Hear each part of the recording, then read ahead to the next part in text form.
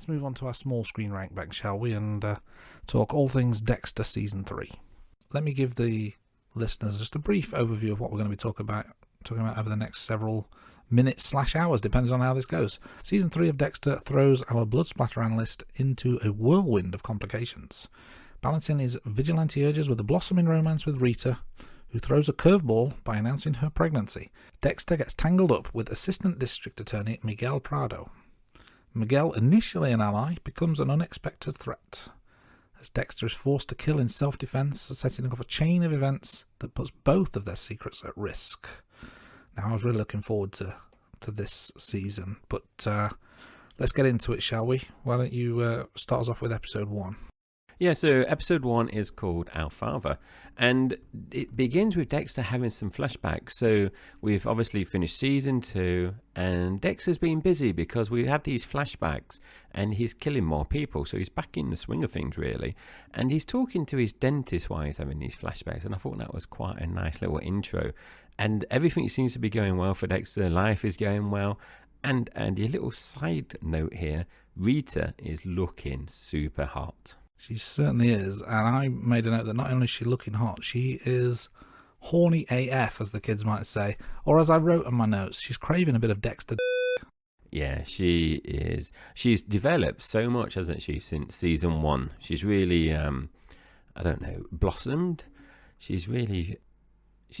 I'm trying to think, Andy. What is the terminology? Would you say that she's? Because I can't say she's really developed because she's a middle-aged lady. You don't mean physically developed, do you? You mean develops personally, and her confidence is definitely back after the abusive marriage that she had with Paul. Season 1 she was almost victim, still shy, timid, scared individual. Now she's an independent woman.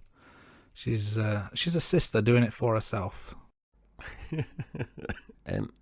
So Andy, Rita's looking hot, and I just want to say something, Andy. This is a common theme throughout the 2 seasons that we've had so far, and also in season 3. Dexter loves bringing donuts in for everyone. Yeah, it's almost like a mask that he hides behind, isn't it? Everyone thinks he's a nice guy because he brings donuts in. Maybe that's just one way to hide the fact of he's not so nice after all. So Dexter loves bringing in donuts, and also I did a double take, Andy, because I made a note here to say Deb has a new hairstyle, because I was thinking when she first came on, I'm thinking there's something different about her. I'm sure her hair's a lot shorter. And interestingly, I've been waiting for this moment as well, because we're introduced to Quinn, because I remember Quinn, because we see him in later seasons as well, and I couldn't remember when he came into Dexter, and obviously it's in season 3. Yeah, a bit earlier than I remembered it, to be honest. For some reason, I had in my head that Lundy would be around for a bit longer. But I guess that's not the case. And you noticed Deb's new hairstyle, but someone didn't, did they? That was Dexter himself. No, yeah, and he's really meticulous, really. So you would have thought he would have noticed that. You would think that, considering what he's unless it's like an act, maybe. No, I didn't get that sense at all. No, I think it's genuine. I think it probably falls more in the category of he just does not care about people at all. But let's talk about Quinn. We're introduced to him, but very, very quickly find out that he's under an internal affairs investigation. So straight away he's into the thick of it. And Batista as well has got a bit of news coming, because he's due a promotion in the next couple of days. So there's a lot happening. That's, I guess, from the fallout of season 2 to season 3, things are progressing. They are, and also, I don't know, it's at this point, Andy, where you notice that the room has slightly changed, so it's had a bit of an uplift, a face lift, hasn't it, as well? Have you noticed? The office, because, you mean? Yes, yeah. I can't say I did, to be honest. Yeah, so unless they didn't kind of cover it, so, Dexter seems to have a desk outside of his little secure area, and I don't remember him having a desk in season 1 and 2, because originally I thought, they've changed that, but then he does go into his like little lab area, and then I was thinking, we don't see him have a desk in season 1 and 2, because you notice on the back on the wall he has those like prints of blood splatters and stuff, and then I'm thinking, do we only ever see him sat down when he was in his lab and not at his desk? And maybe did he always have his desk there? I just noticed he had more scenes through this season where he was at his desk working and not just purely doing his lab stuff in his little room. I didn't know if that little lab area was just like a room off of his room. Yeah, I think it is. But I mean, in season 1 and 2, you see him in his lab. But I didn't know if that desk area was always there, because I don't recall seeing it, or you just didn't, it wasn't highlighted in season 1 and 2. But yeah, it seemed to have a bit of a facelift. I didn't notice that. That's a good spot there. We get into it now, don't we, really? So we've had a bit of an update around what's happening with all the main players. And Dexter sneaks into Freebo's place, but he's being attacked by a bloke. And we don't know who this bloke is yet, but the bloke attacks Dexter, and he is accidentally killed, actually, during the struggle. So he's an innocent victim by Dexter, because he obviously wasn't on Dexter's hit list. No, straight away it's going against the code, isn't it? And also, we've discussed this in the past couple of specials. He's taking more and more risks. Like, the Dexter of old wouldn't have made that mistake. He would have been more meticulous. So the fact that there's an unknown party there it really goes against what Dexter's all about. But I say is an unknown party. We find out pretty soon who that is, and it's the younger brother of Miguel Prado, who is the ADA. And did you remember this, Andy? Because I didn't. I couldn't remember how Miguel was introduced in this season before we started rewatching it. Because I remembered Miguel Prado, and I remembered that he had a brother, and we find out later on it's Ramon. But I couldn't remember that he had another brother, the younger brother. So when I was watching, I thinking, how did they introduce Miguel? And then obviously he get introduced in the first episode. Yeah, I couldn't remember that. I just assumed he was brought in for a case. I didn't put the two together, that the case was actually his own brother. Yeah, so it's a nice little intro here. And it turns out Miguel and Laguetta have a bit of history as well. Indeed. Not only that, Miguel gets to know Dexter quite soon, because he calls him to the crime scene. He wants to talk through what happens. And he also checks up on Dexter's internet history, doesn't it? Because he wants to know why is a blood splatter guy looking up certain things about Oscar's life. Yeah, he does. And I don't know if this kind of links into later on in the season where, Miguel is kind of accused, or he gets investigated for unethical stuff. So he can't be, looking into Dexter's internet activity wouldn't be something I think would be necessarily he should be doing at this point. Doesn't seem like the job of an ADA, does it? But maybe because of the personal nature of the case, he's wanting absolutely everything. But why is Dexter using his work laptop? We've said this before. Why is he doing that? Haven't we? Yeah. You would think how careful he goes about things, he would have a laptop just on the dark web that is separate to his work one. That just seems a bit of a schoolboy error. I know it is encrypted, because later on in the season, doesn't he? He said it's encrypted, or Miguel turns around so he doesn't look at his password, doesn't he? But anyone could be any secure IT person would be able to crack that. I'm surprised he doesn't have his own kind of laptop. Well, where he does. You say that. I thought when Dexter does that, though, isn't that the laptop at his flat? So I assume that is his personal laptop, not his work laptop. Unless they are one and the same. But because it's just the fact that he's doing it at work. He's doing some of these things. That's the bit that is it's just a no-no. I don't even look up football results all the time at work. I mean, I do occasionally, on the BBC website. But beyond that, I don't really visit anything else. No, all work stuff is monitored. So BBC is allowed. So I do look at BBC. I don't know if it's like at your work, but if you try to do anything, we get this piece of software, I think it's called Barracuda or something, that just splashes up on your screen, which is annoying because sometimes you'd be Googling some kind of medical condition that you try to research, or you figure out what it is, and then it just comes up with these restricted, and you think, can I be bothered to phone IT to get it unblocked? And you think, no, I just use my phone or something. But talking about no-nos, Andy, Dexter fails to show up for Harry's do with Deb, which I thought was a bit surprising, but I suppose he's a bit busy, Dexter is at the moment. Yeah, this is kind of going back to season 2, isn't it, where Dexter finds out who and what Harry is and the fact that he's been cheating, and at this point Deb doesn't know, so that kind of sets off a little bit of tension, doesn't it, between the two. He does, yeah, because I think he feels a bit let down, doesn't he, by Harry. Deb puts her foot in it pretty quickly, though, as she always does. She opens her mouth. There's a scene, I think, in the office where she's just mouthing. I can't remember what it is that she's saying, but basically she's shooting her mouth off, and Miguel overhears, and that upsets LaGuerta, so she takes her off the case. I think, is this the bit where Deb finds out that the brother is a druggie? Yes, that could be it. Yeah, so he's basically she's bad-mouthing the victim, effectively, isn't she? Yes, yeah, and Miguel is in or around the office at that point. Yeah, so she's made a mistake. In terms of Freebo, we find out Freebo's girlfriend is found dead, and there's some skin removed as well from her shoulder area. So it's, I think this episode is really good because quite a lot of things happen, and now it's kind of coming to a close, and now it's alluding to, is there another serial killer out there? So I think there's a lot happening in this first episode. It is, yeah, and I think the skin removal is tied to Freebo at this point.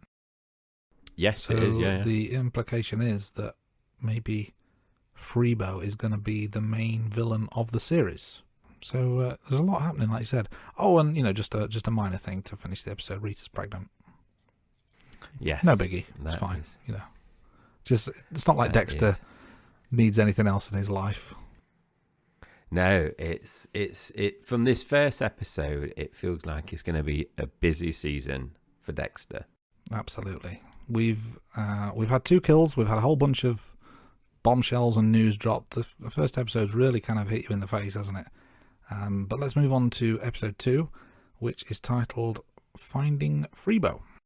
And it kicks off with a bit of awkwardness, really, between Dexter and Rita because of the pregnancy as well. And what do they do next?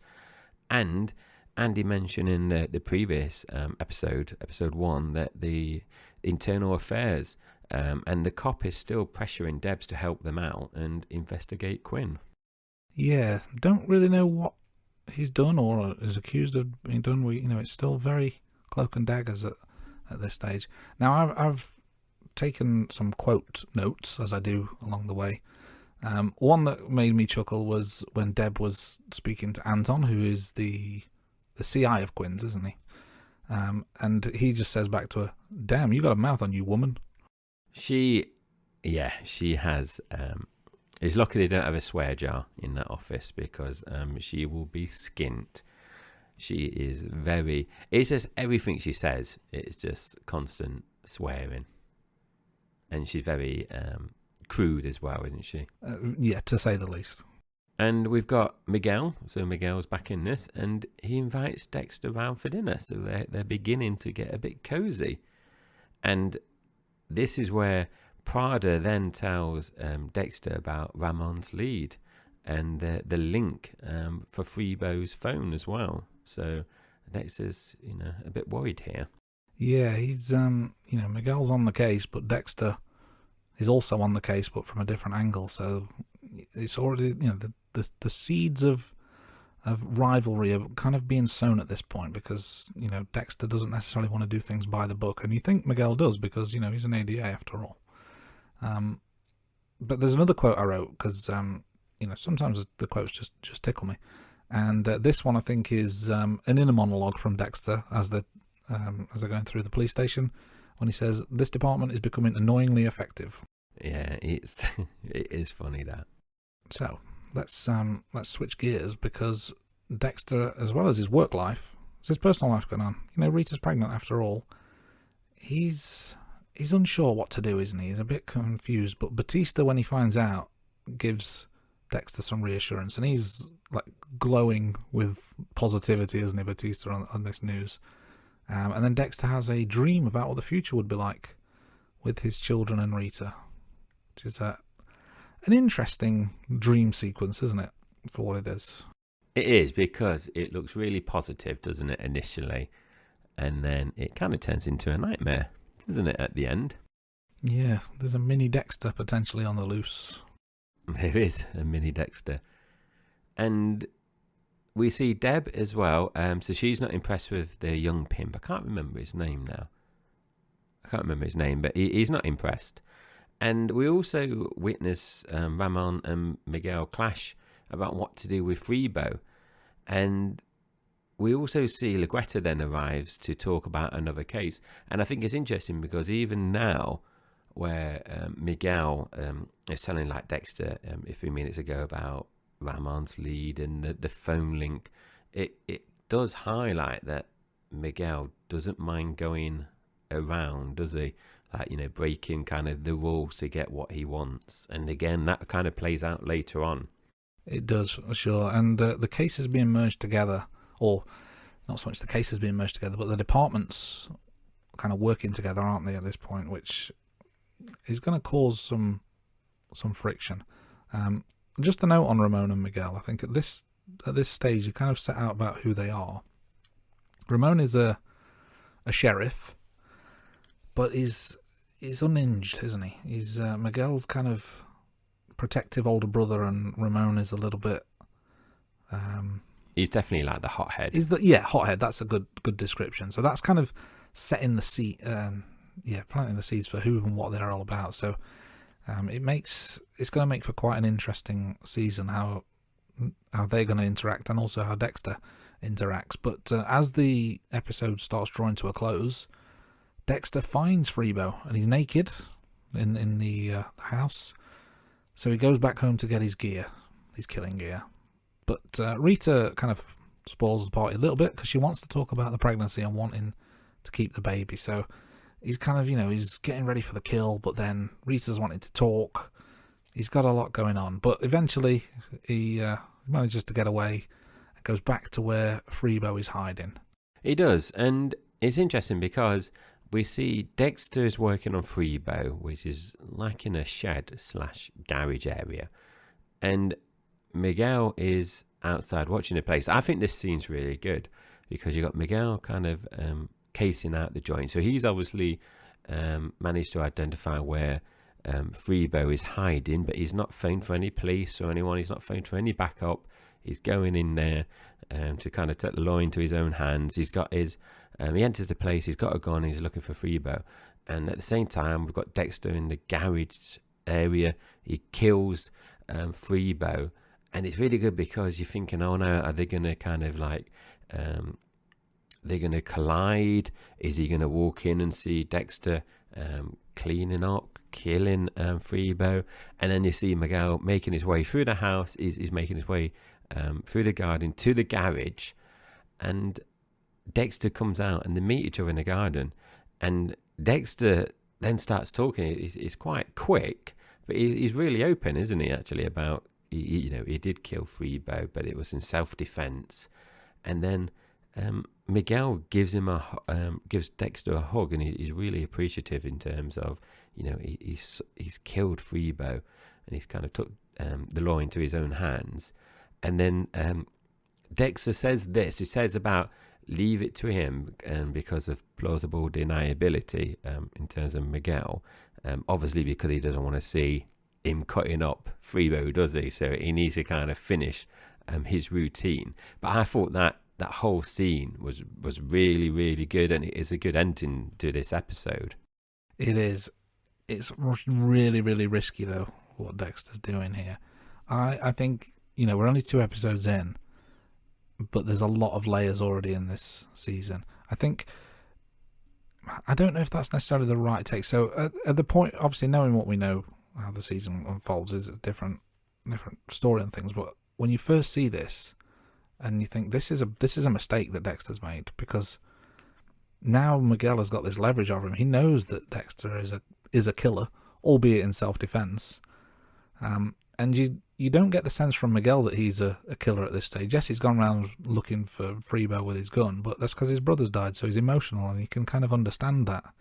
So it paints this picture where Dexter is kind of taking all the risk. And I wonder if an alternative would have been, say, oh, I was just in the garage and I can't find him, so don't worry about it, sort of thing, and try and usher him away. But obviously that's not what he's done.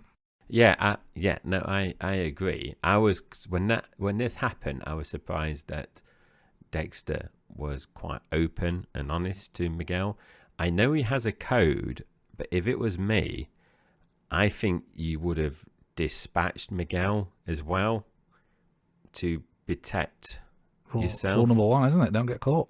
And yeah, exactly. So I think that is the thing. I think I know he has the code, and obviously you can't kill him now because he's going to ruin the whole season. But I think in terms of protecting yourself, because he's putting lots of faith in Miguel not saying anything. Yeah, it's very stressful as a viewer. It's very, very stressful. So in terms of kills, that was 1 kill in episode 2, and it leads us nicely on to episode 3, what is called The Lion Sleeps Tonight. Yeah, and we start with a scene with Dexter and family, just doing normal things. They're out shopping, and he comes across this bloke talking to Asta. I think he's asking her where a certain cereal is or something, and Dexter kind of says, oh, it's on the other aisle. Kind of, but you can tell that his spidey senses are tingling at this point. So Dexter is in the office now, and Miguel Prado arrives, and he's talking to Lagueta, and he thanks her for making Dexter available to him as well. And then Miguel invites Dexter out again, so he keeps inviting Dexter out, and this time for a drink and a smoke. Yeah, it's a blossoming friendship at this point, isn't it? Although weird on the surface, isn't it? An ADA and a blood spatter analyst doesn't look like the mix. No, it is very weird, and you're obviously going to see things playing out, but I think it is weird because you thought after what happened in the previous episode, maybe Miguel would have stayed away and kind of contemplated and thought things through, but he's there straight away in Dexter's workplace talking to Dexter's boss. So they go to the crime scene, and there is an aerial shot of the scene as well, and this reminded me who the real killer was. So in terms of the jumping back to episode 1, in terms of the skinning of Freebo's girlfriend Andy, I couldn't remember who was the killer in this episode until this shot. And as soon as this shot happened, I was like, oh yes, I remember who it is now. Yeah, this was a good reminder for me, because I'd pretty much forgotten about this killer up until now. So yeah, a very, very good reminder, which we will get to in due time. But around this scene is when Deb goes to talk to one of the tree trimmers, and also Dexter tells Deb finally about the baby, and she expresses her delight in a way that only Deb can, when she says she's happy for Dexter because he's having a, quote, mother roly-poly chewy cheek machine. I've got a lot of beeping to put in there, haven't I? That is a lot of beeping. And I know I said this in one of the previous episodes, Andy, but I'm just not a big fan of Deb. It's just, I don't know if it's all the swearing, but she's not my favourite character. I remember, because I said that, and I remember you saying your wife said the same, didn't she? She finds it quite annoying, yeah. Whiny. So, later on, Dexter is investigating this bloke earlier from the supermarket who was talking to Asta. As you might expect, he's a paedophile. But then Miguel turns up at Dexter's apartment, so, let's put that on hold for a bit. And they seem to be bonding. They have a bit of booze. I think, does he bring him like a tequila or something at this stage? But they're bonding, they're having a drink, and they make plans to see the body tomorrow at lunch. The body of Freebo, this is. Because, sorry, go on.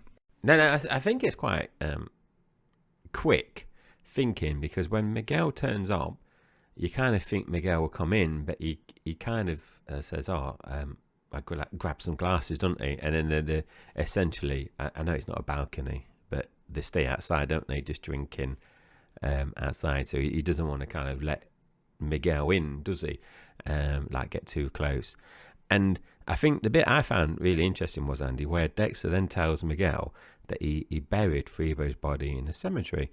Now, I think that was how did Dexter did he just think of that, or is that something that he's used in the past in terms of using a fresh dog grave? I don't know. He just seemed to have that kind of idea already. I don't know if it's something like, did he do that before he started throwing bodies out to sea? I don't know. I don't know if it's mentioned, but he seemed to know what to tell Miguel in terms of what he did with the body. It wasn't like he was panicking. No, it's good. It's a good way to throw Miguel off the scent, and be plausible as well, because how's he going to check? Indeed, yeah, unless he's going to go digging up graves in the daytime, which we obviously see Dexter do later on in the season. Maybe he learned all this from his time on 6 Feet Under. I thought it was 6 Foot Under, but then as I was going to say that, I was thinking, is that the Fit to Mildrew program? Yeah, 6 Feet Under, not to be confused with 1 Foot in the Grave. That's it. Two very, very different shows if you're looking for suggestions on very serious dramas or very light-hearted British comedies. I tried watching 1 Foot in the Grave a few months ago, because I'm trying to find a like half an hour program that I can have with my dinner that's really light-hearted. But I struggled with it. I don't know. It just felt really dated. Yeah, is it right? So I've not seen it for a long time. Yeah, I've only watched a few episodes. I remember watching that as a kid with like my parents and my grandparents. So yeah, I knocked it on the head.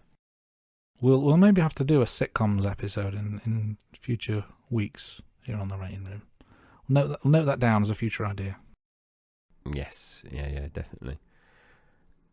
Back to Dexter. And Dexter and Rita are actually at the beach, and Dexter spots the bloke from the supermarket again. So he's surveying the area and taking photos. And I thought this was funny because Dexter and Rita then go to yoga together, and it's a pregnant mothers yoga session as well. So it's not a normal yoga session; it's a mothers to be session. Yes, I guess, or couples, not couples to be, that would be wrong. Parents to be, that would make sense. We're soon introduced to Miss Wolf, who is acting as a defence lawyer, and she'll become prevalent throughout the series. But then Dexter goes to a cafe and restaurant, sits at a table where earlier mentioned paedophile is sat, and they have a bit of a chat. But he technically doesn't fit his code, does he, at this point? But he does warn him to stay away from Asta. But I did write a quote that Dexter said when he says to him, "We are what we are." And I think obviously Dexter is referring to the fact that he is a monster, a killer. But he's just gone to a paedophile and said, "We are what we are." So now this Cheerios man, or whatever his name is, he's going to think that Dexter's a pedo as well. That is a good point, Andy. And it was a bit frustrating where he was saying he doesn't fit the code. I think like, why? You can break the code. And Andy, again, when you said about introduced to the defense lawyer, this is the episode that I remembered about her. So I remember how this season finishes, and I remember Miguel doing something and not telling Dexter, but I couldn't remember until we were introduced to her. I remembered, yes, that's who Miguel kills later on. So it's one of these ones where, we said before, we've seen all the seasons. I've only ever seen Dexter once throughout, but I think I've seen seasons 1 and 2 more than once or twice. So, it's one of those things where I remember, like we said with James Bond, when certain things happen, it kind of triggers those memories again. So we see Dexter and Miguel meeting under the bridge as well. And Miguel gives Dexter the shirt he was wearing when they met in the garden at Freebo's hideout. And again, I remembered this, that it wasn't the blood when it happened. Do you remember? Did it prompt you? No, not at all. Not at all. So it kind of ruined it because I was thinking like, oh, I remember that little twist which comes later on. Because when you watch it the first time round, I think it's quite a clever thing, the twist, because even in episode 3, Miguel is kind of starting to play Dexter, isn't he? It's not like later on where they start actually going against each other. It's already at this point in time where Miguel is either playing Dexter or keeping something back so then he can play Dexter or manipulate him at a later time. Yeah, it's an interesting dynamic looking back, because Dexter at this point still thinks he's in control, but he probably doesn't realise that he's not as in control as he thinks he is. Yeah, definitely. There's a scene later on where Deb's at a bar and the CI is on stage singing, and he's wrote a song about her. I believe the song is called Puta Flaca Mala, which, if my Spanish is correct, is something along the lines of skinny mean bitch. And it's funny, isn't it? Because Deb turns around to a woman dancing and says something like, he wrote this song about me or something like that. And then they have a laugh. Yeah, because she's completely clueless what it means. Yeah. It's brilliant, yeah. And then Dexter goes to the pedo's house, sees him looking at photos of Asta on his laptop, so strangles him. But what I really liked about this was the fact that earlier Rita had asked him to pick up some milk on the way home, so he just takes some from his fridge. That was a nice touch. I thought that was really funny. And then when he gets back home, back to Rita's, I did then start thinking, what about if the milk is already open? Does Dexter say, oh, I took a swig in the car? Do you know what I mean? Like he brought the milk home to Rita's place, and it's like, oh, got some milk. I did think that, cause that shows him quite cold and practical about it. And also, he decides to be the father to the kid, which I think is a nice little ending, and he's taking responsibility for this. Yes, Dexter is going to be a daddy after all. There's lots of kind of flashbacks and you wouldn't call them dream sequences, but you know when he's speaking to Harry, isn't he? In kind of the voices in his head sort of thing, and then that helps him come to the decision. And we have one kill that we can log for Dexter in episode 3, so let's move on to episode 4, which is titled All in the Family. And the episode involves a very, very awkward opening, because Dexter Rita is about to say something to the kids, and he just makes a blunt, fumbled announcement about the baby to the kids, and then he does a proposal. And it couldn't go any worse, even if he tried. He just doesn't get it, does he? No, it was bad. It was really bad. But there was a funny bit where they asked Cody and Asta, would they rather have a brother or a sister? And Cody said he wants a puppy. Just what you need, a newborn and a puppy as well. So Ramon, so we were saying that a few episodes ago, Ramon is a hothead, and he's very much a loose cannon here, and he's actively looking for Freebo. And Miguel wants to share the secret, but Dexter, rightly so, is against this. And Miguel does agree with Dexter, doesn't he? He kind of like... he's happy that, I think Dexter said it's not his secret to share, or something like that, doesn't it? I can't remember the exact words, but Miguel seems to kind of not so much. What is it? He's happy with Dexter. It must be really hard if you think of Miguel, because you've got your brother. You could put him at ease if he knew about what happened to Freebo, couldn't he? But he doesn't. He can't do it because he doesn't want to kind of betray Dexter.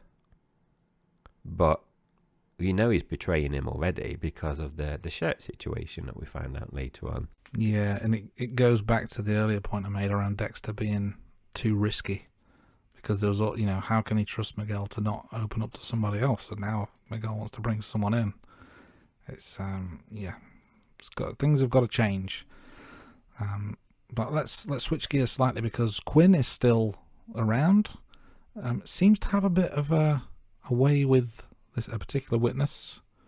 I think the witness is actually the girlfriend of a murder victim of a case they're investigating. That's yeah. Or fiance, girlfriend, fiance, yeah. Or maybe he's just a ladies' man, but he certainly has a softer side to him that certainly takes Deb and others by surprise. Yeah, he's kind of like I would say like a horse whisperer, but for witnesses, a witness whisperer, because he's definitely showing his more gentle side, which you haven't really seen up until this point. No, it adds another layer to Quinn, and also questions, well, what exactly is going on? Yeah, so Rita is struggling with hormones as well, and she's at work, and she clashes with this customer who's moaning about wanting a honeymoon suite, or she might even be in a honeymoon suite, and essentially they've got actually the best room available. They wanted a sea view, a sunset view, as well. I'm trying to think where it's sunset or sunrising then. And Rita she has a bit of a moan to the customer, and her manager takes her to one side and gives her a bit of a dressing down, and Rita loses her job. Yeah, I thought that was a bit harsh, actually. I mean, the customer deserved it. Maybe, did she call her a bitch? She did, yeah. She did. So, maybe that's a bit too far, but I don't think it's worth getting sacked over. That seems a bit harsh. Just a warning is enough. Because the manager does say it didn't seem like this was an isolated incident, did it? But I don't know if she has done something to that level before, because her line manager says something like, I've got to comp that room now, or something like that. It's not great.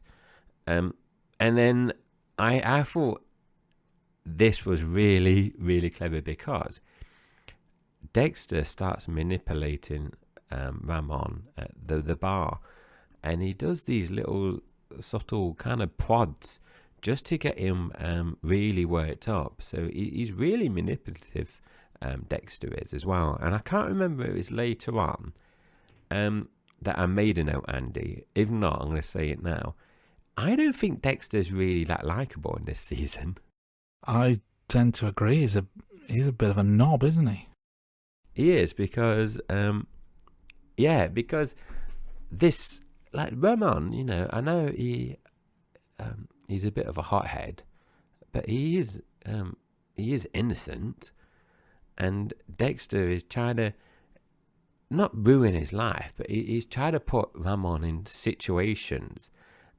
So I did feel sorry for Ramon, but I like I said, I can't remember if it's now or later on. I either wrote it down, or I was thinking like, oh, I know he's the main character, Dexter is, but this season he's not very likable.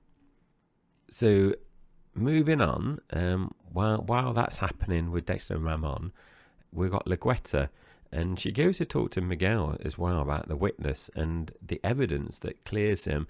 And this is another case that is happening, and this is kind of like the beginning of that kind of subplot with Laguetta and Wolf as well. And I can't remember the person's name, but it's Batista, isn't it? And finds out that they've got this evidence to...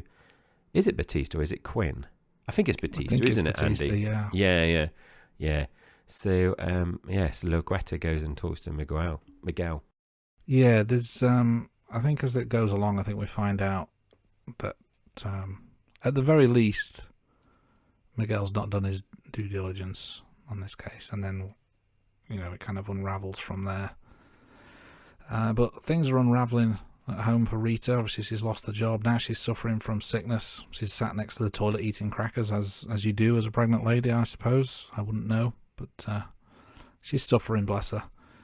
Meanwhile, Deb is asking Anton about Quinn, because she's trying to figure out Is he a good guy? Is he a bad guy? She's still not sure. I are on a case trying to get information, but she doesn't want to be a rat. But then Quinn's acting in a way that's making her suspicious.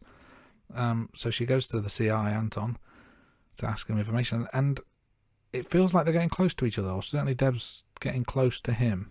Yeah, and Andy, I find this really frustrating because I remember the outcome of what happens to Anton, and I was thinking, Deb, you're not helping yourself here. Why are you doing this? First season, you fell in love with the ice truck killer, you got engaged. Second season, you get it on with Lundy, and you also have the relationship with the wannabe author as well, and she just seems to be really unlucky in love. So why are you getting close to your CI? And Andy, go back to your comment about morning sickness and eating crackers.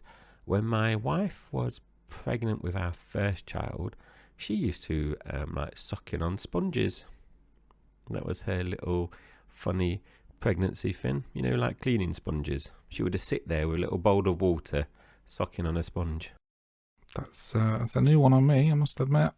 Yeah. Well, when I tell some people about it at work, apparently it's one of like the common thing. People have heard that before. Because she went off of Chinese food, which was devastating for me because that's my favourite takeaway. So during the whole pregnancy, the 9 months, I don't believe we had a takeaway. Or we had it once and it just made her feel sick. So it took her ages to go back to takeaway. But I digress, Andy. Now, Batista nearly makes a massive mistake with his undercover escort. Now, thankfully, the undercover cop gets him out before it's too late. So she's looking after her colleagues there. I thought that was quite a nice thing to do. Now, Masuka, he tries to bribe his colleagues with donuts and tickets for his keynote. So he's trying to do the Dexter trick here. And it does seem to play on the cliche that police officers love donuts as well. And Quinn gives Masuka some advice, and shortly afterwards, he offers Debs a cream-filled donut, and she says something to Masuka, but he was being totally innocent. And Andy, I'm watching another TV program at the moment, and the actor that plays Masuka in Dexter is briefly in the other TV program that I'm watching. I'm not really seeing him in anything else, and he's obviously a lot older because it's only just come out. Oh, okay, that's interesting. Yeah, I can't remember seeing him in anything else either, to be honest. I'm not sure how innocent he was when he asked her if she wanted a cream-filled donut. But maybe he's just that much of a dirty perv that it's just natural to him now. But Batista goes back to the cop who was posing as the escort. Opens up to her, doesn't he? He says he's feeling lonely. He's very remorseful, has to be said. But clearly he's made a mistake and he feels terrible about it. Ramon is back, storms into the police office, the police department, and has a real go at Laguetta and Batista. And it turns out that Dexter has been feeding him false evidence. Yeah, so again, not nice guy Dexter. This might be the bit when I was thinking about earlier, where I was saying he's a bit of a in this season. And it looks like Fiona was a killer after all, because they're doing this little experiment with this blood splatter analysis, and it must be a really fascinating job, that. And it looks like Fiona is good at Photoshop as well, because you find out she's manipulated the artwork as well. And Quinn is really good actually at working on her as well, because he manages to kind of tease this out. And at the same time, you see Dexter on like the monitor. He's watching the monitor, like the feed from the interview room, and he's just listening intently. And while Fiona's talking, and he's like taking pointers really, because Debbie's having a bit of a moan, isn't she, about Quinn, and he's just so fascinated by Fiona about like the things that she's saying. And then this is where we got Laguetta, and she goes to talk to Worf, and not from Star Trek, by the way, and starts talking about the evidence that clears this bloke. And then Worf, I thought this was good because She's single, divorced at least once. I believe she's divorced twice. But she likes to indulge because she's got a glass of scotch and she has some cakes. And I thought that was quite nice.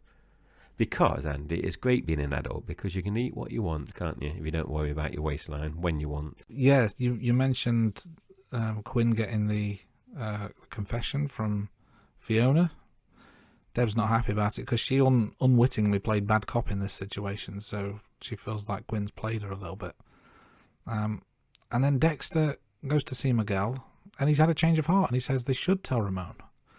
And again, this is another huge risk. I know what Dexter's playing at this point based on what he's done so far, but it's still a massive risk, isn't it? It is, and it's really clever by Dexter because he's kind of done these little, like I said, kind of earlier on, these little prods, and he's set up, he's kind of marinated Ramon to this point now, and he's got to this point where he's so good at manipulating people, not just Ramon, and they go to the bar together, and you think, yeah, it's gonna happen, but Ramon is drunk, his back is up. And as Dexter is leaving, he just has a little word with the bouncer, doesn't he, about Ramon as well. So he's always manipulating, and you gotta feel sorry for Ramon. Really, his brother's been murdered. It feels like the cops aren't doing their jobs. It feels like Miguel is not taking the same kind of interest that Ramon is taking into finding the younger brother's killer. So I do feel a little bit sorry for Ramon there. And then we see Dexter and Miguel having this moment as well on the beach, and they're definitely forming a friendship. And you could even argue maybe they're even brothers as well, because I think they start talking about that. And Andy, my last point I just want to make for this episode is Dexter does this big talk where he's expressing himself to Rita and the kids, and the kids are there to witness it as well. And he gets everyone on side, so that little where he's observing Fiona has really worked as well. And he's just acting, isn't he? He's just essentially reading from a script. That's very much what it feels like, but it works because Rita finally says yes to him. A happy moment for all. And that means in this episode, there were 0 kills. And I think, yep, that's the first episode this season, Andy, where there's not been a kill. Episode 5, Turning by my knees. And it kicks off, and it turns out, so we've had a bit of a, is it a time jump? Rita is 9 to 10 weeks pregnant. And also, their friendship is really blossoming between Dexter and Miguel because they're playing golf. And Miguel then starts telling Dexter about a wife killer. He does indeed. You could say that Miguel has a victim teed up for Dexter. Little golfing joke there for those of you in the know. The thing that shocked me most about this was that Dexter is a lefty. I thought exactly the same thing, Andy. I didn't make a comment here, but because I didn't want to show myself up, Andy, because I was thinking like, is he always being left-handed? And I've just never noticed it. But yeah, that was, it's because they're on the, not a driving range, is it? Well, it is, but it's like on a stand, isn't it? And they're both facing each other. So yeah, that's the first time I've noticed he's a lefty. And things are awkward as well. There's a lunch date with Miguel and others, and they start talking about buying a new house and selling Dexter's apartment. So he's going to lose his bachelor pad. Yeah, he doesn't react well to this news, but I'm sure he'll get back on track eventually. Speaking of back on track, Masuka is a proper professional now. He's wearing a shirt and a tie. He's not cracking jokes. And I think Quinn's talk with him in the last episode really shocked him. It's really hurt his feelings, hasn't it? It has, yeah. Masuka's he's playing it by the book now, and you don't, that talk Andy's mentioned, Quinn seemed to has done the trick. But also in terms of what's happening in the office, Ramon is the sheriff liaison officer now for the Miami PD. So that he kind of got that position to kind of get himself involved now with the Freebo case.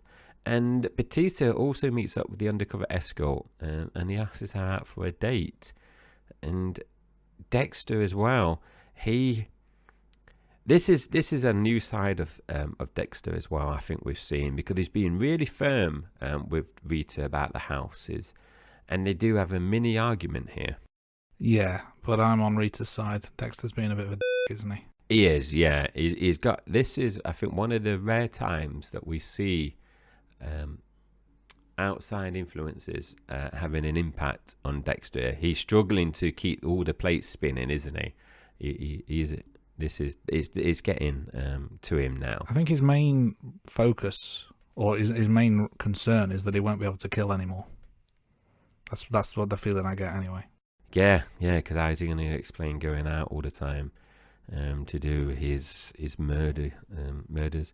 Now, Dexter, talking about heading out, actually, Dexter is about to head out, and Miguel arrives.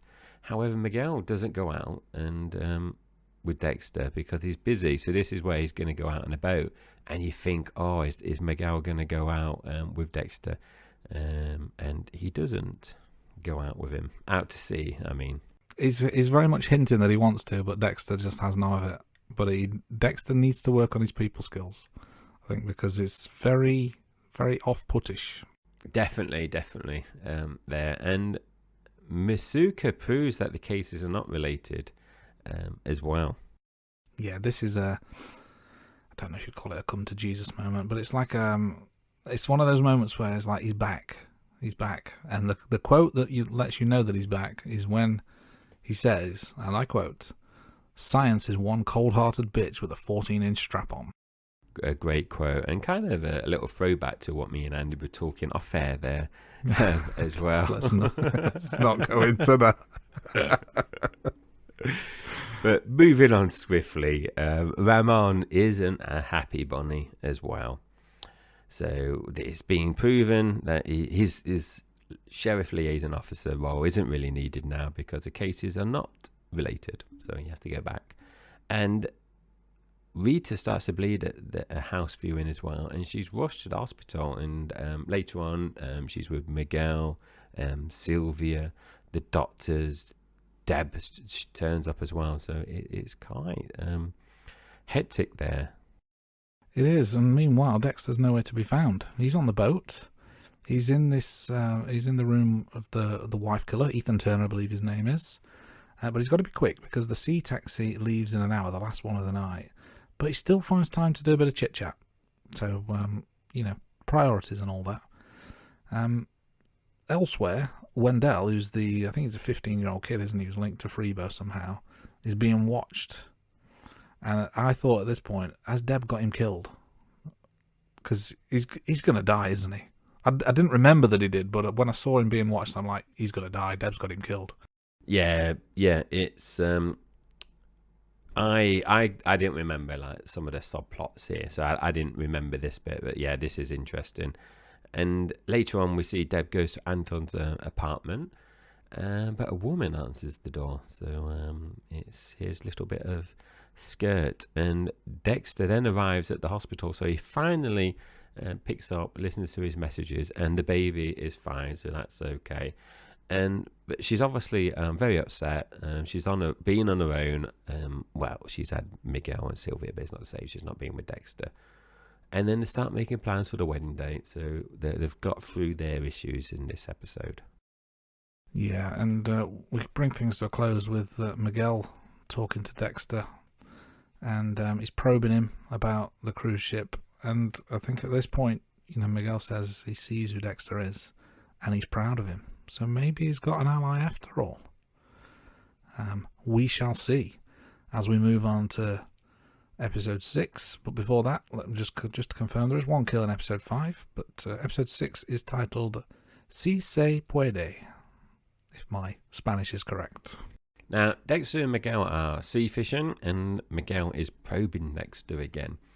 And he's trying to find out about the bloke that Dexter killed on the cruise ship. Yeah, I wondered whether this was a genuine questioning or whether this was some sort of test from Miguel. It was the vibes were just a little bit off to me. Yeah, definitely. It's Yeah, it's definitely probing.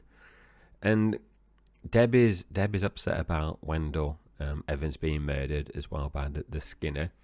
And later on, we see Deb goes to see Anton, and they're continuing to get closer and closer as well. She's sharing too much, I think, which is a common theme in the Morgan family. It just seems at the minute between them. I've not wrote this note down. I'm not sure if you'd referred to this, but they're kind of putting two and two together in the police, and they're thinking that maybe Ramon is the Skinner, which is a bit of a leap, but they're starting to try and connect these dots, even though they're not necessarily fully connecting. Yeah, indeed. Yeah. They're grasping at straws, aren't they? Yeah, it's certainly taking many, many twists and turns. But back to Dexter. He's got a possible next victim for killing, but this victim is in a supermax prison. Miguel wants in on this, and Dexter's he's doing it in such a way where he's basically trying to manipulate Miguel, isn't he? So he's almost like he's saying, yeah, let's kill this next victim, but purposely giving him a victim that he thinks Miguel is going to say no to because it's not possible. But Miguel doesn't react how Dexter expected, so he's kind of played a bit of an own goal there, hasn't he? Yes, and I think, is this the bit where he says that this prisoner was on Dexter's top 10 or wish list? So something along those lines. But I think it was one of those where Dexter would have no interest in going after him because he's in a prison. But switching gears again, I mean, we go from prison to hospital. Camilla is dying of terminal lung cancer. Dexter's not aware of this. He goes to hospital to see her. I noted that he seemed genuinely rattled by the news, which surprised me because of his lack of compassion for other people. But he does seem quite upset at this news. He does, and Deb has a different view at all. So it is interesting because, like Andy says, Dexter does seem to be taken by Camilla dying, and Deb doesn't seem that interested. But getting back to Miguel has this plan for the prisoner, and he will arrive in Miami tomorrow. So he's already started this plan without talking to Dexter. And Dexter's plan to discourage Miguel obviously isn't working.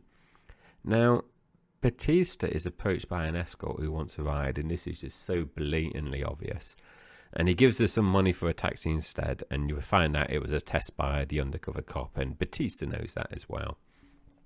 Now, jumping back to Miguel, Miguel gives the prisoner the key to the cuffs, and he makes a comment to say,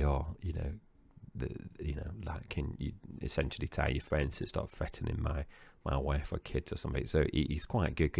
It feels like he's making it feel like he's being pressured into doing this, which is obviously a good cover story for the prisoner. Now, it doesn't go to plan because the guards are alerted, but they do, as in Dexter and Miguel, manage to bundle the prisoner into the car and leave the car park. And going back to Andy's previous comments as well, Dexter is taking more and more risk in this season. Yeah, this was a very close call so early on as well, but they seem to get away with it. Meanwhile, Deb is continuing to investigate Ramon because she fancies him as the Skinner. She witnesses him knocking out this guy and putting him in the boot of his car. She follows him to this warehouse place, and Ramon's questioning the man that he kidnapped and torturing. He's certainly doing some tactics that are very underhand. I think I've never seen this before, but some kind of has he got like a pop bottle or soda or something, and he's basically shaking it and then putting it up his nose, which just I've not seen that one. I've never seen that, but it looks pretty grim. But he's got issues, he's got anger problems, but he's not the Skinner. And then we're finally going to get the moment where Dexter and Miguel kill together. Dexter's got him ready, tells Miguel where to meet him. Miguel arrives, but it's not the same place that Dexter is at. So Dexter's kind of played him a little bit. He's just not ready to share yet, is he? He's not yet. And that means in this episode there was one Dexter kill. And it leads us nicely on to episode 7, which is easy as pie. Now, Dexter is dreaming about Miguel being present at a killing as well. And we see Dexter going to visit Camilla again. And she gives Dexter a box of photos, so some memorabilia. And Ramon does get a deal to go free, but he has to give up his badge and the gun. So surely now that's going to get Ramon off of Dexter's back, and he can hopefully just kind of move on now. You would hope so, but something tells me it's not going to be so simple. But Dexter's got other things to worry about, including he needs a list of guests for the wedding, and he manages to come up with Deb as the only guest at this point, which I thought was quite amusing. On the Skinner case, that takes a bit of a turn because Batista wants to use Anton as bait, and Deb's not particularly happy about this. No, she's not. And going back to golfing, this is where I made my comment, Andy, playing left-handed. So you picked that up an episode ahead of me, actually. And Miguel mentions killing Wolf, but Dexter isn't keen, as she doesn't meet the code. But he will have a little investigation into Wolf to see if there's anything about her, and does she meet the code later on. Now, Camilla says she's got another month, and she's really unhappy about this. Actually, you would think, if you're given another month, you'd be happy, but she just wants to die. She's in pain. She feels she's got no dignity as well, so she's really struggling. And she asks Dexter to kill her, and she mentions about Harry's code. So what has Harry been saying to Camilla? Going back to Anton, Deb tells Anton that he's being used as bait for the Skinner, and there's more flirting happening now between these two. Yeah, there's a lot going on for a lot of different characters in this, which is kind of why we're flitting around from place to place. But Sylvia and Rita are having a conversation. Sylvia tells Rita that Miguel's never home. He's in a dark place. And they really just start comparing notes on their ex-boyfriends and ex-husbands, don't they? It becomes a bit of a bitch fest, I guess you could call it. And it's all about drugs and women, isn't it? So, they're not going to come out of this looking good.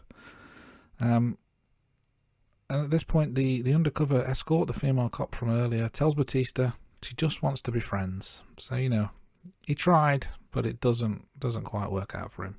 Yeah, close but no cigar there for Batista.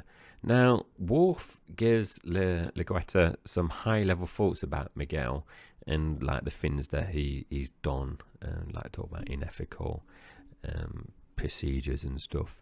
Now, Dexter stays in the briefing room while Worf and Miguel are negotiating to it. He's loving this backwards and forwards, and obviously Miguel has set this up because he wants Dexter to see what Worf is like, and hoping to kind of make Dexter want to kill her.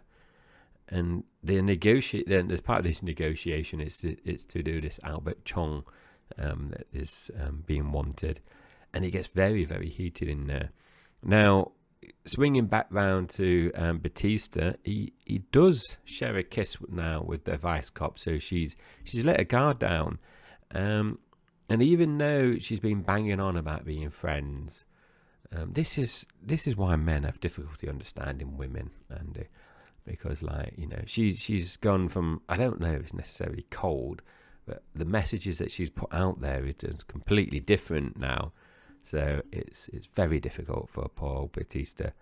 And then that last point, before I pass over to Andy, is Camilla knows about Dexter's secret brother, and that he was the ice truck killer. So she mentioned that she knows about his mom as well. Yeah, she knows quite a bit, doesn't she? We see a different side to Miguel on a couple of occasions here. One is when Sylvia accidentally drops something in the kitchen, and he kind of snaps at her a little bit, doesn't he? But then, when Dexter tells him he can't get on board with Miguel wanting to kill Wolf, he snaps at Dexter. And it's the first signs of genuine tension between the two. And it's a bit of an eye-opening scene for Dexter, isn't it, at this point? It is, yeah. I think it is a bit surprising. And Dexter points out to Masuka that Albert Chong looks like him, and then Masuka's about to say no and like kind of say you're racist, and then he realizes there is a bit of resemblance there. Yeah, that's funny. It is funny. It is funny.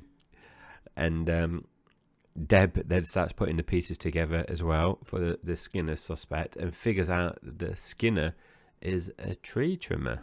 So that is, like I said, I remembered about the Skinner. So when you started seeing the discarded branches or whatever you call those bits on those trees, it kind of, you kind of saw that when you're rewatching it.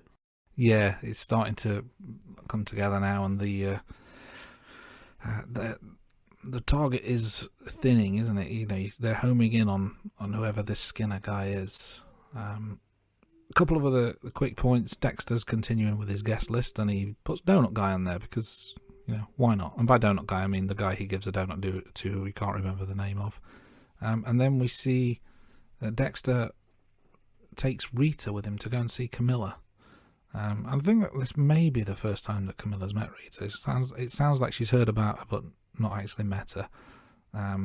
But it's quite a touching moment. And Camilla's obviously very happy for Dexter and the life that he's living. And on this other side of the Morgan family, Deb finally gets it on with Anton. I mean, this is really, really complicated love life that she leads. I would say it was pretty obvious that it was going to happen, but I don't know. It just doesn't feel like it works for me. I agree. I do feel it was, I wouldn't say forced, but kind of... you needed to move that story along, so you needed to get those two kind of falling for each other. Now, Miguel tells Dexter he was right about Wolf, so thankfully that must be the end of that now, and they can both move on. However, they do have a little argument, but they do remain friends. Now, Dexter then asks Miguel to be his best man, which is just totally... out of the blue and typical Dexter, I think this is. Now, Dexter does drug Camilla by spiking the cake, and it is the perfect pie. So he whispers to her that he killed his brother, and she goes peacefully to her heaven, I guess, because she's very Catholic, isn't she? Yeah, it's one of the few times that Dexter is being kind with his killing, and it's a bit of a stretch to get there, but finally gets there in the end. And I'm assuming the one kill that Dexter has is Camilla. Are we counting Camilla as the kill? I believe, yes. I don't have my list with me, Andy. It is a murder. Just thinking back on the notes, I don't think he kills anyone else. So yeah, that's the kill for episode 7. So moving on to episode 8. Titled "The Damage a Man Can Do." Sorry, Andy, I will just check in my notes because I do have the list of kills separately, and yes, that is the one. Sorry, Andy. So jumping back into this episode, Miguel identifies another victim for them. So he's kind of got this appetite now, which is quite worrying because we don't know exactly the frequency of Dexter kills, because we don't know between episodes how much time elapsed, because he doesn't kill a person in every episode. But Miguel does have this appetite now. But Dexter says he will think about it. Yeah, I think he needs to think a bit longer. Now, one note I made here is the fact that they share a pizza. Nothing wrong with that. It's a plain pizza. This really confirms to me that they are psychopaths. Plain pizza, come on. You're not 12 years old. What's your pizza choice then, Andy? As much meat as possible.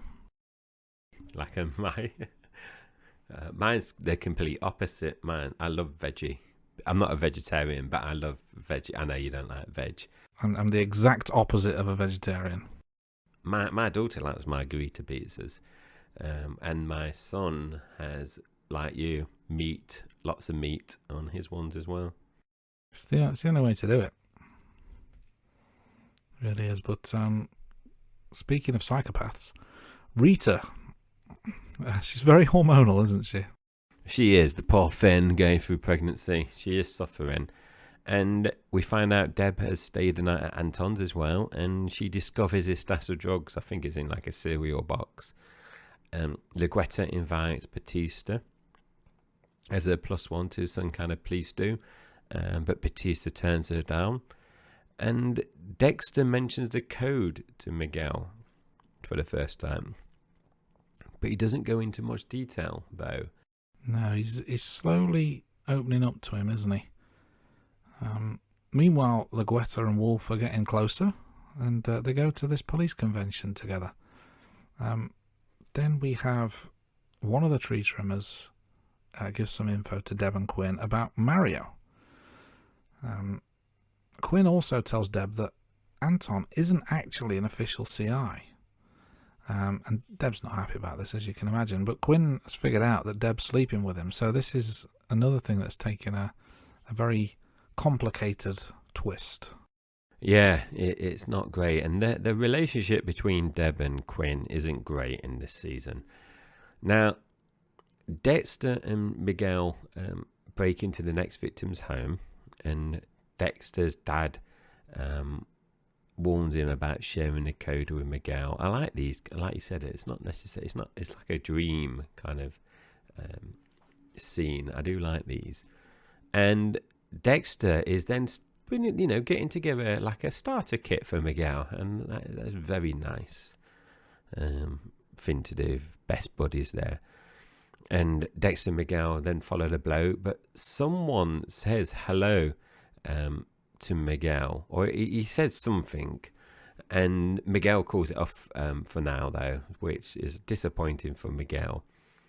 And then jumping back to Anton and Deb, Anton is a no-show for their morning date. So I wonder what that means for poor Anton. It's certainly not looking good at this point, is it? But Mario seems to be prime suspect. He's brought in to the station, having been apprehended. Dexter and Miguel have another talk about this would-be victim and how they're going to move forward. This is not going away, is it? No, not at all. It's not great at all. And Mario, he gets scared because one of them mentioned about George King, and they then start moving on to investigate him now because of how scared Mario gets. And Miguel and Dexter subdue this bloke, and we see him on the kill table, and it's like one that kind of rotates. And it's interesting because Miguel thanks Dexter for letting him in, and for doing it. And then Miguel kills a bloke, but he doesn't hesitate or anything, does he? He's quite quick in terms of, you think, is he going to have second thoughts or anything like that? But he doesn't. He just plunges the knife from memory into the bloke. He pretty much does, yeah. And Dexter watches on, and it's the first time he's ever watched it happen. So it's a different experience for him. Very, very good scene. Now, what Miguel does do that he shouldn't do is he goes to take a trophy. But Dexter stops him, rightly so. And we then see that Deb has gone to Anton's place because, he didn't turn up for the date. He's not been seen since. And she notices that the trees have been trimmed. So things are looking very, very bleak for Anton. Yeah, dun dun dun. And Dexter gives Rita the engagement ring, and she likes it, so that's all positive. And the episode ends with Miguel arriving at Wolf's place and going in. So, very ominous there. And 0 kills for Dexter because he didn't kill the bloke, it was Miguel. So 0 kills. And now, moving on, it's episode 9, About Last Night. Yeah, so it turns out Miguel's only just got home after the previous night's killing. We obviously know that he's been to see Wolf, but Dexter doesn't. And Dexter, I think, kind of accidentally drops him in it a bit, doesn't he? Or is it Rita that mentions that Dexter got back at a certain time, but Miguel didn't. So yeah, it's not looking good. But then what that does is that causes Dexter to suspect that Miguel's been up to no good. Has a chat with him. Miguel says something about he was really wired, so he just needed to go somewhere afterwards. I think he mentions a bar or something. But Dexter knows that this particular bar closes at 2 a.m, so that doesn't line up with why he's only just arrived back home an hour or so earlier. Yeah, it's the beginnings of the cracks in this friendship now. And Anton is missing. The cops are trying to figure out what's happened. And we cut to a scene with Anton being skinned by Jules King. Very gruesome. And Jules King is then later, he leaves Anton and he heads back to his place, and Deb and Quinn is waiting there, and he's brought into the station for questioning as well. And then we see Dexter goes to Wolf's place and finds blood using this special chemical stuff and UV light. So he's not closing in on Miguel, is he? But he's obviously found out what Miguel's been up to. Yeah, it very much seems like he's putting the pieces together. And I think even Harry helps him out, doesn't he, with putting these pieces together with some of the inner monologue stuff. So Dexter goes off to the cemetery to go digging, finds Wolf, and he's shocked by it, confronts Miguel at lunch. Miguel doesn't deny it, though. So it's one of those that he knows, but does he know that he knows that he knows? But they both know, but they both don't know, and it's the plot thickens very much so. But a mistake was made, wasn't it? Because Wolf's body is later discovered. Now how could that have happened? She's been beaten, she's been strangled, she's been stabbed. Laguerta obviously doesn't take that well. Dexter, a bit smug. I think he's acting all wrong, and he's probably poking Miguel unnecessarily, and Miguel's not happy about this at all. So this is starting to take a bit of a sinister turn now. Yeah, Dexter's, for me, he's too smug here. He's not helping this situation at all. He's antagonizing Miguel, really. Now, Dexter goes back to work to test the blood on the shirt that Miguel returned. And he's starting to realize that Miguel has just been feeding him lies. And then we see Miguel goes to talk to George King alone and turns off the camera. So I remembered this, but it's, they're both kind of putting things in motion to go against each other. And then we see Quinn drives the car through the locked door, which was a tad overkill in my opinion.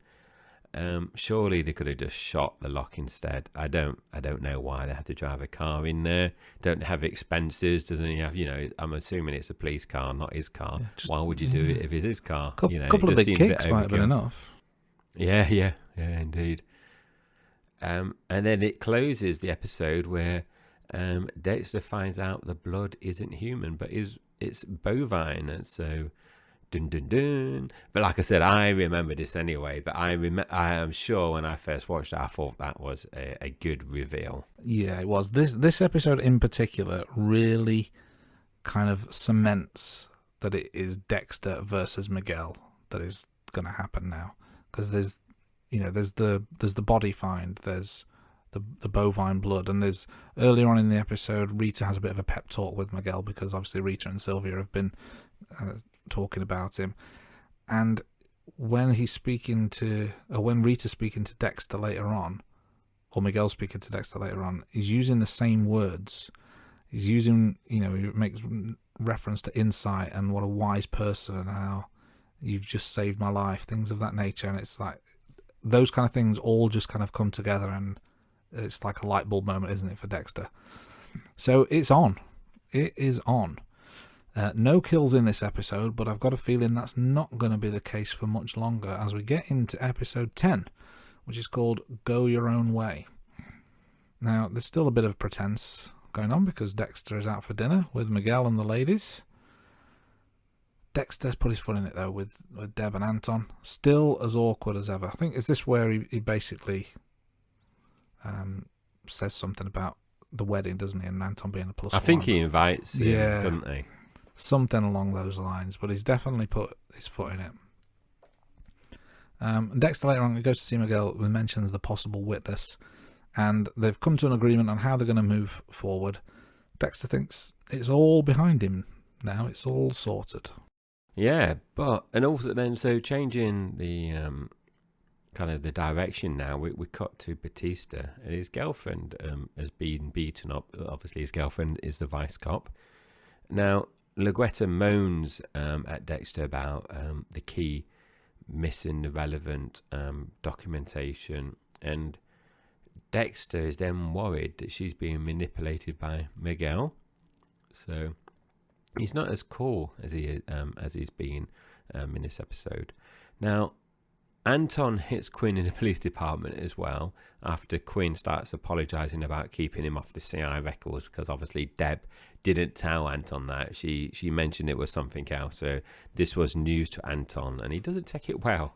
No, punching a policeman in a police station is probably not the smartest thing that's ever been done. Meanwhile, Miguel is trying to work his magic on Maria, getting her drunk, manipulating her. Dexter interrupts them quite hilariously, I think, but he just comes across as a bumbling fool to Maria. So it's well played. But then it gets worse because Sylvia turns up, and she mentioned Miguel wasn't home last Thursday, and then Sylvia storms off. Miguel has to leave, and as he's leaving, the car lights, the halogen lights, are blinding to Maria, and she thinks back to a comment that was made earlier, and she's starting to put some pieces together as well. Not only that, but Dexter goes to Miguel's office. I think he basically bribes the cleaner up, but says to the cleaner, I want to get him a gift, I just want to see what books he's got, or something like that, and the cleaner thinks he's harmless, and he finds Wolf's ring that Miguel has taken as a trophy. We tried to do that in an earlier kill, and it was hidden there in the cigar box. It's quite funny because later on Miguel finds the cigar box has been opened slightly, so you think, what's going on here? And he sees a cleaner's note, a dry cleaner's for a pickup, and it's the shirt that he gave to Dexter with the blood on it. I thought this was really good because originally, when Miguel was in his office and he noticed the cigarette box is open, I was thinking, how could Dexter be so careless? And then when I saw the note was in there, the cleaner's note, I was thinking, why is he antagonizing Miguel? He don't need to. And then when it was the top with the blood stain, I just thought, it was I love that little sequence, but it was needlessly antagonizing Miguel there. Now, Miguel turns up at the police department, and they meet on the rooftop as well. And Miguel isn't happy at all. I thought there was going to be a fisty fight here. And someone is watching them on the roof as well. And it turns out it's Jules King, and Miguel has set Dexter up. And then we see the episode closes, Dexter is attacked and kidnapped. And just before we move on to the next episode, that means there's 0 kills in this episode. And the next episode is episode 11, and we're coming near the end now. And this one's called I Had a Dream. Yeah, and we're straight into the next scene, continuing from the last episode. Dexter's in the boot of a car. He's kidnapped, he's scared, seeing his dad. And, we see a lot of his dad in this series, but he's trying to basically... It's almost like a pep talk, isn't it? Saying, you've got to survive, you've got to get out of here. And then the car comes to a stop. He's managed to free himself from I think his hands are taped behind his back or something. So he manages to get loose, and he can hear the car come to a stop. So now he's ready to pounce. It's fight for survival now. The car boot opens, and bam, he hits the bloke. But it's Masuka. This is not a kidnapping at all. This is his bachelor party. This was good because I totally didn't remember this bit, so I thought that was really good. And Dexter is suffering from a really bad hangover in the morning, and Rita comes to visit him with bagels. So that's nice of Rita. It is, except it only arrived in the flat about 5 minutes earlier. I think it was. I don't think he'd been to sleep at all. I did want to. I made a note, and I've kind of skipped ahead a little bit, but Miguel's there at the stag do, and he makes quite the speech. With kind of it's very pointed, but he does it in such a way that everyone thinks he's being really nice about Dexter. But yeah, very, very well done. We jumping back to Liguetta, and she's working through her thoughts regarding Miguel and Wolf as well. So she's playing things out, and then there's a joke that Dexter makes about their dad sleeping with a CI and Deb obviously sleeping with Anton, and it doesn't go down well. So he is still as clumsy as ever when it comes to interacting with other people. Yeah, there's a funny scene where Batista comes in the room not long afterwards, and Deb says, "Blow me," and Batista just goes, "My sister never says that," which I thought was amusing.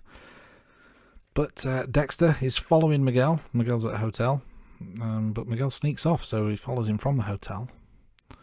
He's going to Liguetta's place for dinner. So, Andy, I just want to jump in here. I don't know if you've noticed this, but throughout the season, I noticed Miguel always seems to wear his work tie outside of work hours. So I don't know if you wear a tie. I wear a tie for work. As soon as I get home, I take my tie off. Where you see throughout this season, Miguel, he might loosen it a bit, but he's always wearing his tie when he's outside of work. So I just wanted to point that out. No, I'm a jeans and t-shirt kind of guy. I wore shirt and trousers for a little while. You know, you got to make an impression during a probationary period, but then after that, it. I'm already here. You're already paying me. Deal with it. Probably very unprofessional. I'll edit that out in some way. I'll make myself sound good. But yeah, back at the Guetta's and having dinner, she makes an excuse to go outside. I think she's left some beers in the car or something, but she manages to sneak into Miguel's car, and she's got some sticky tape and takes some samples of what she's hoping is fibres from the boot. She's onto him, isn't she? But Miguel is onto her as well. Yeah, I thought this was brilliant because you think she's getting up a hand, but no, Miguel is all over her as well. And Miguel is notified that Liguetta is running a test against recent victims as well. And obviously, that's going to, cause a potential match with Wolf's evidence as well. And Liguetta finds out that the hair samples match. And then Dexter's just playing along with a theory. She calls him in and, he's playing along. Yeah, there's some weird scenes here because Dexter's obviously outside Liguetta's place. I don't think he's exactly well hidden. He's just kind of sat in his car across the road. He's not well hidden at all. But there is an interesting quote that I made from kind of his inner monologue, which is, Miguel probably thinks he's getting lucky. He's probably getting screwed. Which I thought was a nice quote. I will kind of, as a bit of a sidebar, because obviously the main story is Dexter and Miguel now, but there is stuff going on elsewhere. Masuka is sweet on Tammy, who helped organise the bachelor party, and he has, I think he has Batista run a background check on her, and Batista found some minor crimes on there, and Masuka's absolutely over the moon with this news because that means she's got issues, so she's not out of my league, which I thought was another very, very funny quote. But back to the main event, as it were. Dexter goes to Miguel's hotel room, figures out that tonight's the night. Miguel is going to kill Maria. But Miguel doesn't wear any clothing to hide his face. He's so well known and he can be easily seen. He's not ready for this, is he? He's not thought this kind of thing through.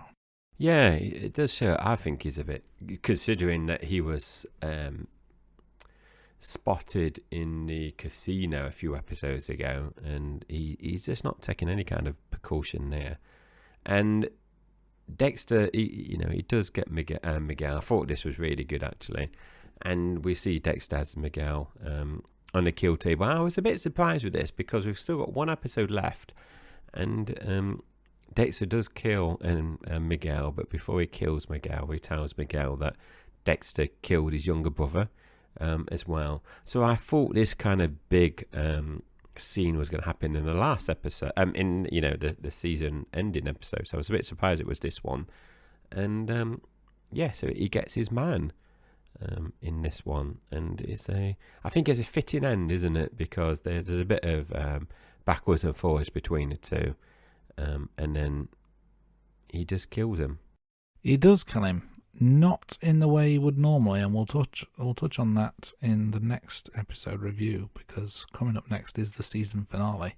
But just to confirm, there is one kill. That is, of course, Miguel. Adios, amigo. So, episode 12, the final episode of season 3, is called Do You Take Dexter Morgan?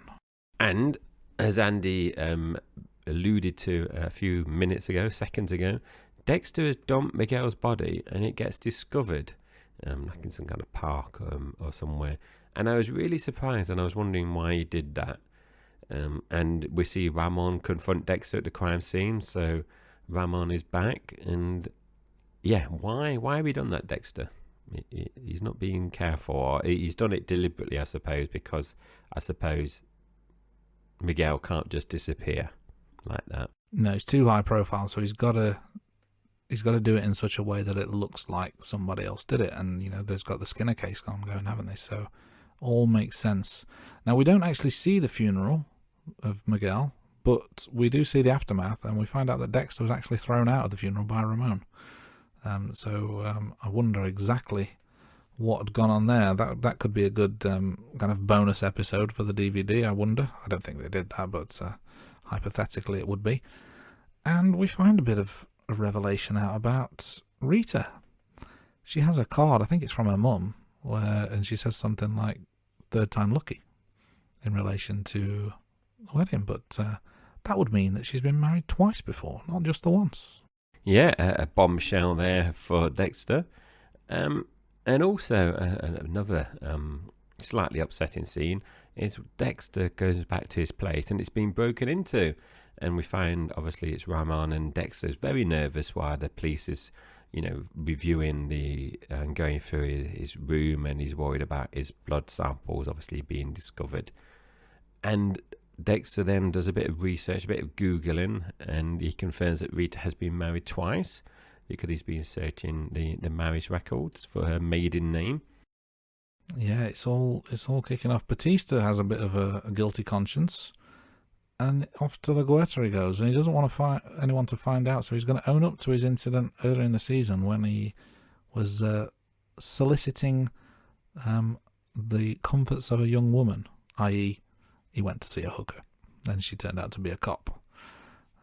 I think Maria handles it pretty well, and basically there's enough secrets going around, so let's just have one more. I think is basically her way of dealing with it, or not dealing with it, as the case may be. But Dexter is being followed still. We're getting to the nut cutting time, as it were.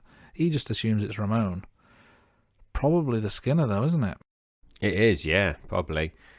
And later on, we see Ramon then pulls a gun on Dexter at this evening do, and he's tackled to the ground by Batista and Deb. They come from behind. And I thought this was an interesting scene because Dexter goes to visit Ramon in prison, and he eventually kind of talks him down, and he starts talking about his wife and kids and what's going to happen in the future and about the cycle repeating. And I can't remember the exact words. I don't know if you wrote it down, Andy, because I know you document some of the quotes. But he says something, doesn't he, about you don't need to kill a man to beat him, or along those lines, doesn't he? Something like I didn't write the quote down for this one, but I did say that it was a bit of a heart-to-heart, and it reveals that the dynamic between the Prado brothers was not exactly as it seemed to be. And Ramon was not just, not the aggressive hothead that everyone thought he was. He was actually trying to protect Miguel in a lot of ways. So it was definitely things were not as they seemed. But that's Ramon in prison. He can stew on his thoughts and come out a better man, I'm sure. Someone who's not a better man, though, is George King, the Skinner, because he attacks and kidnaps Dexter. Not good timing, considering, he's supposed to be getting married any day now. But we do have some good news finally, and that's Deb gets her shield. She's promoted to detective finally after 3 seasons. So, good for her.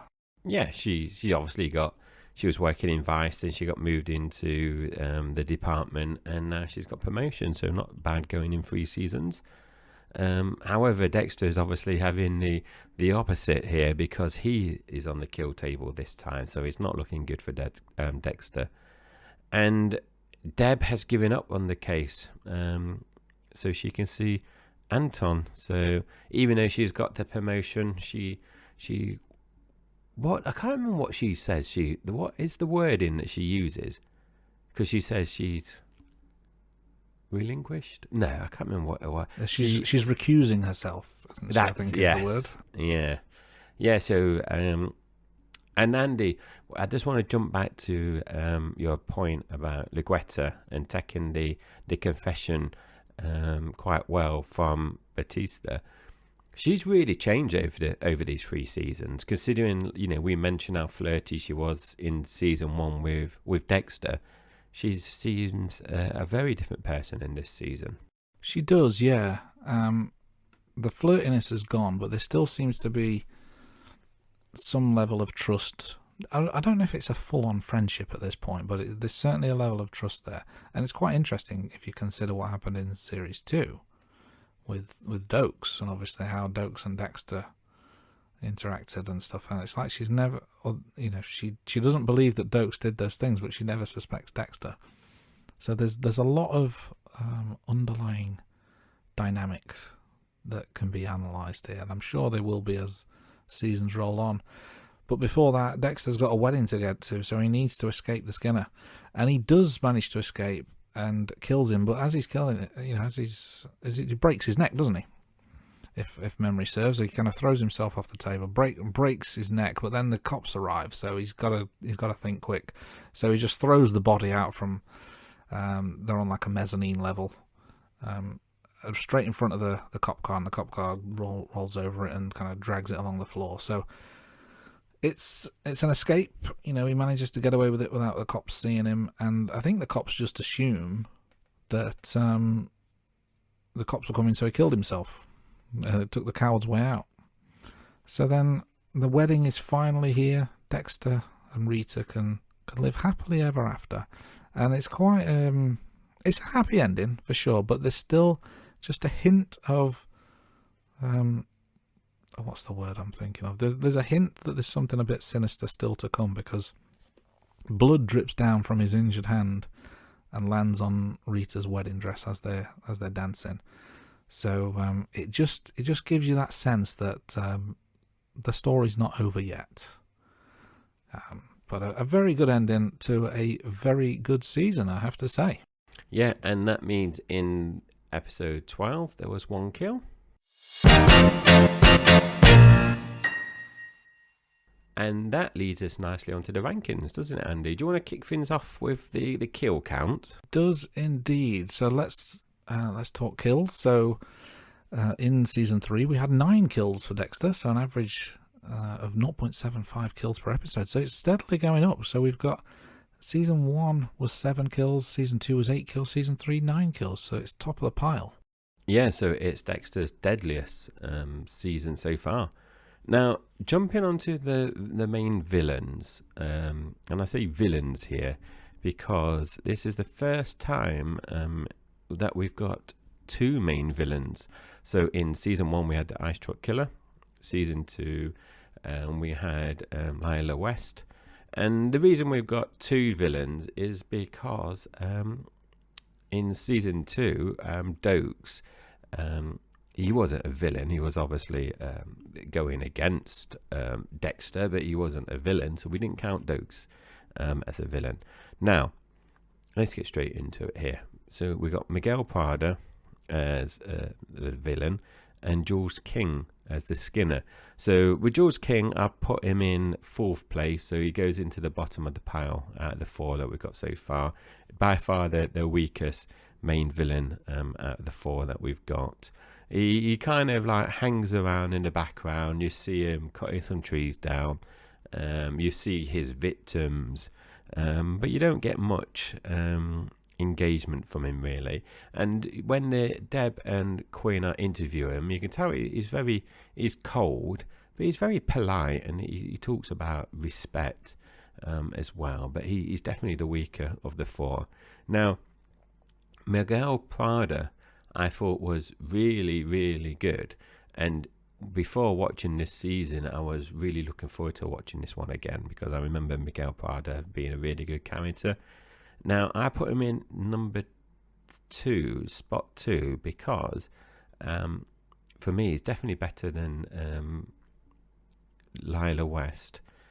But for me, I just think Ice Truck Killer was the better villain, just because Ice Truck Killer is a serial killer. Miguel Prado, he does 2 kills that we know of. We're not aware of any other kills. We obviously had Wolf, and then the person, what's his name? The prisoner, isn't it? Is the kill. The Nazi guy. Yeah, yes, that's it. Yeah.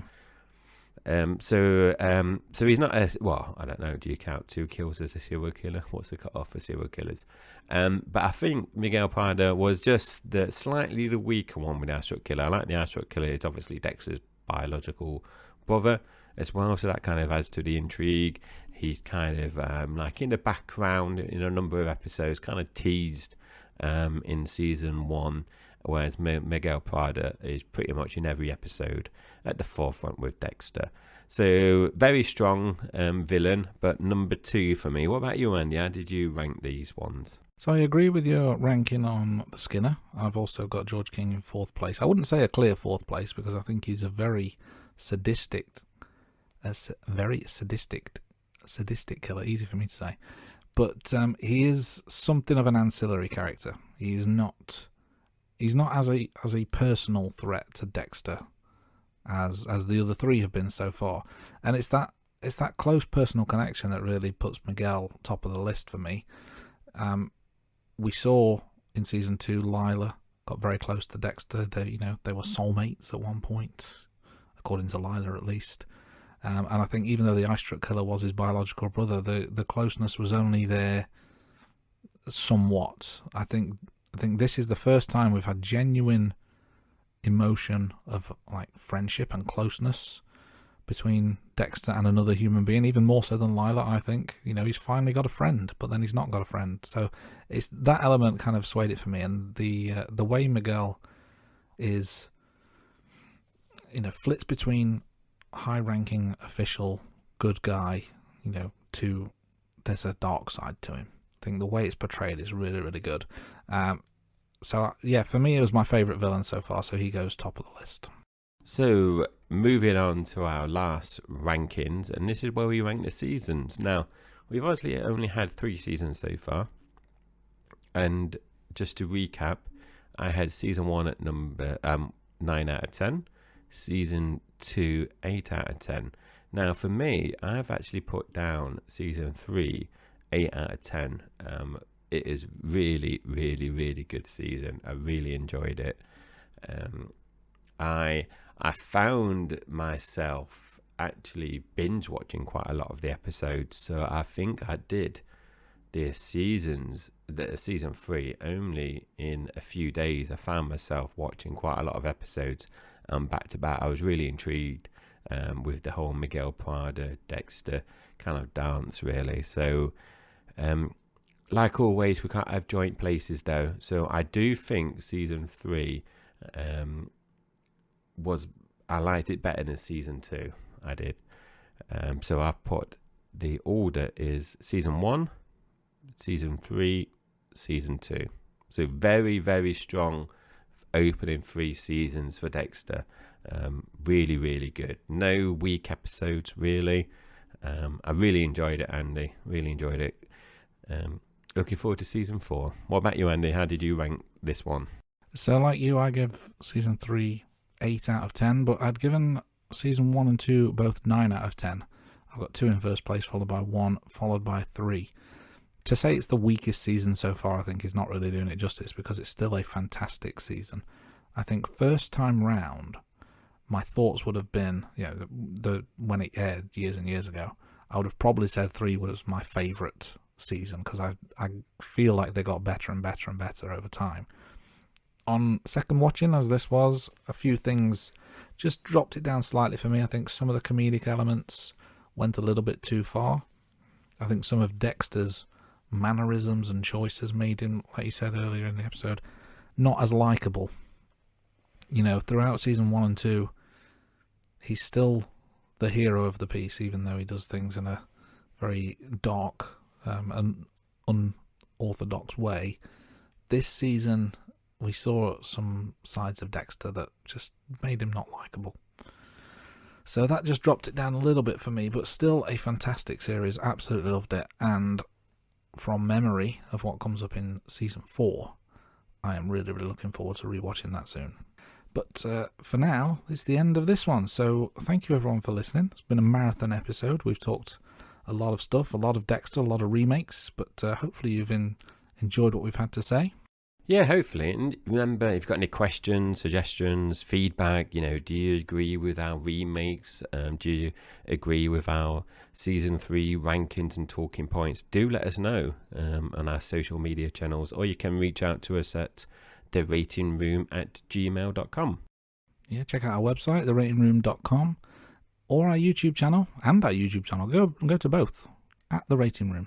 You can find us on all major social media sites by searching at The Rating Room. Make sure you subscribe to all our channels as well to stay up to date with the latest news and find out what episodes are coming up.